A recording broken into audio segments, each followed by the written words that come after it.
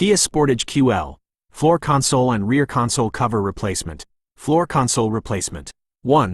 To remove the gear knob and gear boots, A. Pull both of them up. 2. Using a remover, remove the floor console upper cover, A. 3. Disconnect the connectors, A, from the floor console upper cover. 4. Separate the floor console tray assembly, A. 5. Disconnect the connectors, A, from the floor console tray.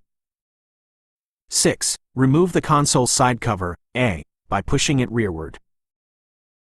7. Remove the console armrest mat, A. 8. Loosen the console upper mounting bolts, A. 9. Loosen the console both side front mounting screws, A.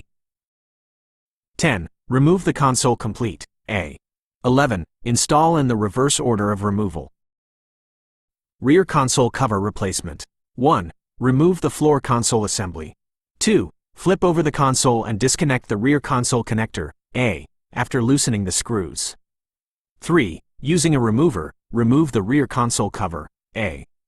4. Install in the reverse order of removal. Notes: make sure the connector is connected properly. Replace any damaged clips. I hope this information is helpful. Please let me know if you have any other questions.